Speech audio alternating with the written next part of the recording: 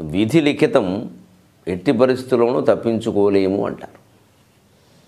ఒక్కోసారి స్వయంగా ఆ విధికి ప్రతిరూపమైనటువంటి బ్రహ్మదేవుడు, ఆయన కుమారుడైనా కూడా నారదుడు లాంటి వాళ్ళు, వశిష్ఠుడు లాంటి వాళ్ళు, మరీచి మహర్షి లాంటి వాళ్ళు, సనక సనందనాథుడు లాంటి వాళ్ళు కూడా ఈ విధి ప్రేరణలో పడిపోతారు అంటారు.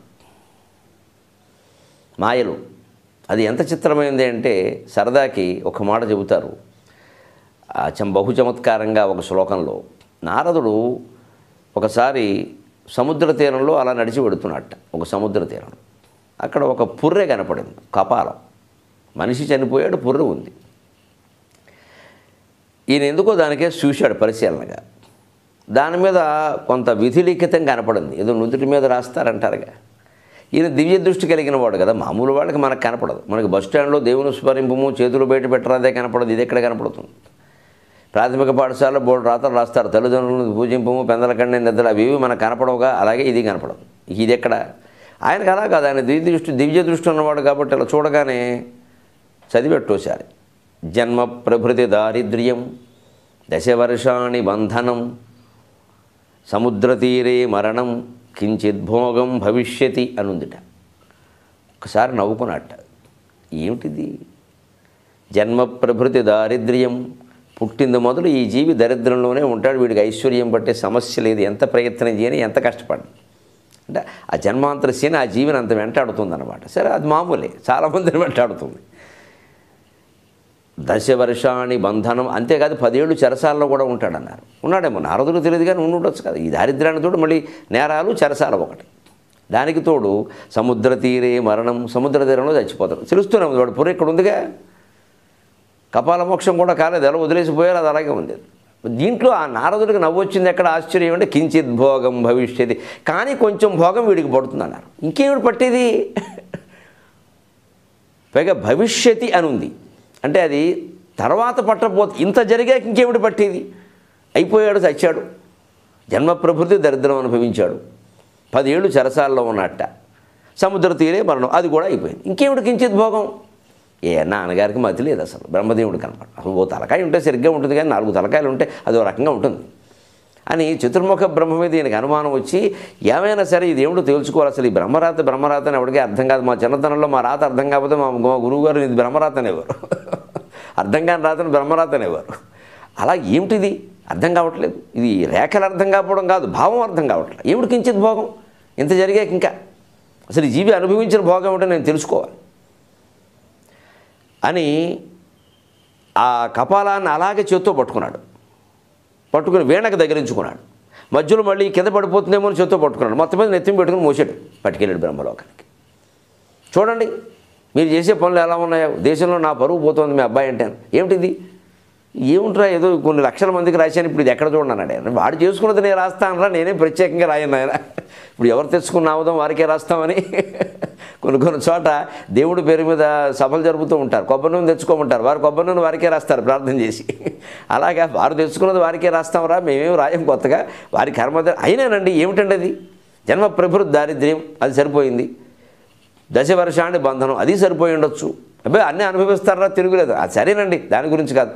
సముద్ర తీరే మరణం, నాకు ఇది సముద్ర తీరంలో దొరికింది, ఇది బాగానే ఉంది. కించిత్ భోగం భవిష్యత్తు, ఏమిటండి ఇంక భోగం అన్నట్టు.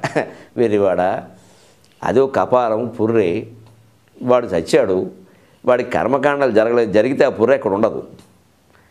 వాడికి ఎంత యోగం పట్టిందంటే ఆ కపాలానికి నీ చేతిలో పడ్డాడు. నువ్వు వీణకి తగిలించుకుని తీసుకొచ్చావు. పైగా మధ్యలో కింద పడపోతుంటే జాగ్రత్తగా పట్టుకుని నెత్తి మీద పెట్టుకున్నావు. దానికి ఒక పెద్ద చుట్ట చుట్టావు. ఏదో అరివాణమని చుడతారు ఆలయాలు, అలా చుట్ట చుట్టావు. నీ నెత్తి మీద కూర్చున్న యోగం ఆ కపాలానికి పడితే, నీ వీణకి తగిలే యోగం పడితే, నారదుడు నువ్వు దేవర్షివి, నీ చేతుల్లో పడే యోగం ఉంటే ఇక ఇది కించిత్ భోగం కాదా? అదే భోగం నేను రాశాను, నువ్వు చేసావు అన్నాడు. అది చూసారా ఎలా మాయలో పడిపోతాం. అసలు దాన్ని అక్కడ నారదుడు అలా వదిలేసి వెళ్ళిపోయి ఉంటే ఈ భోగం పట్టేది కాదు, దానికి పట్టబోయేది. ఎందుకంటే అప్పటికింకా పట్టల, భవిష్యత్తు పట్టింది, ఇప్పుడు పట్టింది కదా అన్నట్టు. అయ్య బాబు, ఇలాగే మాయలో పడిపోతామయ్యా, నువ్వు మీ నాన్న తక్కువ వాళ్ళు కదా. మరి బాగుందిరా, మీ నాన్న నేనే ఎలా ఉంటే మా నాన్న ఎలా ఉంటాడు అంటే, వాళ్ళ నాన్న అంటే విష్ణుమూర్తి. అంచేత విష్ణుమాయ అంటే బ్రహ్మరాత అంటే అలా ఉంటుంది విచిత్రం. ఇందులోనే మనం శాస్త్రీయమైన ఒక విషయం చెప్పుకుంటే కాస్త మనం ఆచారాల పట్ల జాగ్రత్తగా ఉంటాం. ఆ కపాలానికి సరైన జరగవలసిన ప్రేత సంస్కారం జరగలేదు కాబట్టి అక్కడ ఉంది, ఉంటే అక్కడ ఉండదు. సాధారణంగా శ్మశానాల్లో ఉంటుంది, దహనం చేస్తారు. కపాల మోక్షం అంటారు, అది పగిలే వరకు కూడా దహనం చేస్తారు. కపాలం పగలాలి, శబ్దం కూడా రావాలి, అప్పుడే కపాల మోక్షం అయింది బాబు, పెద్ద కొడుకు వెళ్ళిపోవచ్చు అంటారు. అంతవరకు పెద్ద కొడుకు ఎవరు వెళ్ళినా ఆయన వెళ్లకుండా ఖచ్చితంగా ఆ తండ్రి శవానికి అటువైపు, అంటే దాని ముఖంతో చూడకుండా వెనక్కి తిప్పి అటువైపు నిలబడి చూస్తూ ఉండాలి. అక్కడ ఉన్న చాకలవాడు అది కాల్చిన తర్వాత బాబు శబ్దం వచ్చింది, కపాల మోక్షం మీరు వెళ్ళొచ్చు అని చెబుతాడు. వాడు ఆజ్ఞాపించాకే వీడు వెళ్ళాలి. ఇంత సంప్రదాయం ఉంది. ఎందుకంటే ఈ కపాలం అలా విడిగా ఉండకూడదు. ఎందుకంటే ఆ కపాలానికి కూడా మోక్షం జరిగే వరకు ఆ శరీరం కాలినట్టు కాదు. ఆ శరీరం పూర్తిగా భస్మం అయిపోయే వరకు ఆ జీవుడికి దాని మీద వ్యామోహం పోదు, వాడు అక్కడే ఉంటాడు శ్మశానం. పంచప్రాణాల్లో ఒక ప్రాణం అక్కడే ఉంటుంది ఖచ్చితంగా. ఒక ప్రాణం ఖచ్చితంగా పోయిన చోటు ఉంటుంది.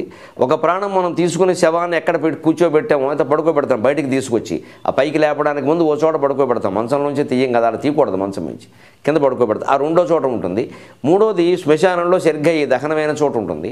నాలుగోది పెద్ద కొడుకు శరీరాన్ని అంటి పెట్టుకుని ఉంటుంది. పెద్ద కొడుకు అంటే కర్మ ఎవరు చేస్తే వారు, ఎందుకంటే వాడు ఆరోగ్యంగా ఉంటేనే ఈ 10 రోజులు వీడికి అన్నీ ముడతాయి. ఎందుకంటే వాడిని అంటి పెట్టుకుని జాగ్రత్తగా చేస్తున్నాడు లేదా చూసుకుంటూ ఉంటాడు, వాడికి జలుబు రాకుండా దగ్గు రాకుండా. అందుకే 10 రోజుల్లో నేను చాలా చోట్ల చూశాను, ఎన్ని రకాల స్నానాలు చేసినా ఏ అనారోగ్యం రాదు. వాడు కాపాడతాడు అక్కడ, ఆ తండ్రి పోయినవాడు. ఇక 5వ ప్రాణం శ్మశానానికి ఇంటికి రాను పోను షటిల్ సర్వీస్ అంతే. కాకినాడ పిఠాపురం అనంటే వల్లగాడు ఇల్లు వల్లగాడు తిరుగుతూ ఉంటుంది. ఇది అన్ని దానాలు చేస్తున్నారు, సక్రమంగా జరుగుతుంది అంటే ఆ జీవుడికి అంత తాపత్రయం ఉంటుంది. ఈ 5 ప్రాణాలు కలిసేది ఎప్పుడు అంటే 10వ రోజుని ధర్మోదకాలను విడిచిపెడతారు. దగ్గర వాళ్ళు నువ్వుల నీళ్ళు విడిచిపెడతారు, మిగిలిన వాళ్ళు ఒట్టి నీళ్ళు విడిచిపెడతారు. అప్పుడు 5 ప్రాణాలు ఆ నది దగ్గరికి బ్రాహ్మణుల యొక్క మంత్ర ప్రతిష్ట వల్ల, మంత్ర ప్రభావం వల్ల అక్కడికి చేరి అక్కడ ఏకంగా అవుతాయి. అప్పుడు దాన్ని నీటిలోకి అలా వదిలేసేస్తారు అక్కడ. ఇక అక్కడికి ఆ జీవుడికి మోక్షం కలిగినట్లెక్క. ఈలోపే శ్మశానంలో కూడా 2వ రోజున సంచయనం జరిగిపోవాలి. జరిగిపోయాక అక్కడ 2 అస్థికలు తీసుకొచ్చి ఓ చోట పెట్టాక వాటిని ఈ 10 రోజుల్లోగానే ఎక్కడో పట్టుకెళ్ళి గోదావరిలో కలుపుతారు. మళ్ళీ ఇంత తతంగా ఉంటే తప్ప ఆ జీవుడికి మోక్షం లేదు. ఇందుకే 3వ ప్రాణం అక్కడ శ్మశానంలో ఉన్నప్పుడు ఏం చేస్తుందంటే కాలిపోతుంటే అప్పుడు తెలివి వస్తుంది వీడికి, అది కాలిపోతుంది, నాకేం అంటుకోవట్లేదు, నేను బాగానే ఉన్నాను అంటే నేను అది కాదన్నమాట. అయ్య బాబోయ్, శంకరాచార్య చెప్పిందంతా నిజం, హరిశ్చంద్ర నాటకంలో విన్నదంతా నిజం, నాకేమిటో బతుకుండగా నమ్మలేదు నేను. ఇంతసేపు భార్య కోసం, భర్త కోసం, పిల్లల కోసం, పదవుల కోసం, పీఠాల కోసం, డబ్బుల కోసం తాపత్రయపడిపోయాను. వాళ్ళు ఎవ్వరూ ఇవాళ నాకు కూడా రాలేదు. ఇక చిత్రాతి చిత్రం ఏమిటంటే నేను ఆ శరీరంలో ఉండగా ముళ్ళు గుచ్చుకున్నా కూడా గిలగిలాడిపోయాను. ఇవాళ నా కళ్ళ ముందు కాలిపోతుంటే నాకేం తెలియడం లేదు. అంటే ఈ శరీరం నేను కాదు, ఇది అనుభవించేవన్నీ నేనే అనుభవిస్తున్నానని, ఇది మాట్లాడుతున్నవన్నీ నేనే మాట్లాడుతున్నానని, దీనికి జరిగిన అవమాన సన్మానాలన్నీ నాకే జరిగాయని ఇంత భ్రమలో పడిపోయాను నేను అని ఆ జీవుడు అప్పటి నుంచి మళ్ళీ జ్ఞాన మార్గంలో ఉంటాడు. విచిత్రంగా వాడు స్వర్గ నరకాలకు వెళ్ళి పాపపుణ్యాలను అనుభవించి మళ్ళీ కిందకు వచ్చి తల్లి కడుపులో పడగానే ఆ మావే విష్ణుమాయ, మళ్ళీ కడుపులో పడగానే మళ్ళీ మామూలే.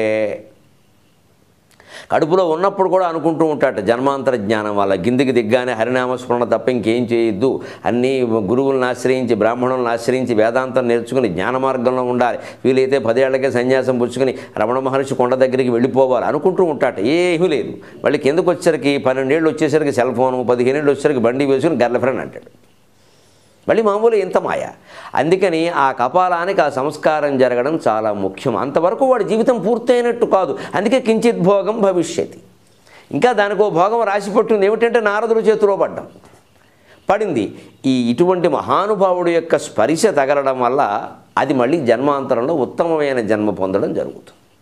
మహానుభావుల యొక్క ఆ స్పర్శ దర్శనం అంత ఉపయోగకరంగా ఉంటాయి. అయితే నారదుడు లాంటి వాళ్ళు కావాలి. ఊరికే లోకంలో ఆధ్యాత్మికోపన్యాసం ఇచ్చిన వాళ్ళల్లా మహానుభావుడు కాదు, వెంటబడి కాళ్ళ మీద పడద్దు, అది మంచి పని కాదు. ఎందుకంటే దానివల్ల అనవసరంగా వీళ్ళ గర్వాలు పెరుగుతున్నాయి తప్ప వాళ్ళకు వస్తున్నది ఏంటి. నారదుడు లాంటి వాడు ఉంటే నారదుడు, వ్యాసుడు, కంచి పరమాచార్య, రమణ మహర్షి అలాంటి వాళ్ళు ఇప్పుడు ఎక్కడున్నారు దొరకడానికి.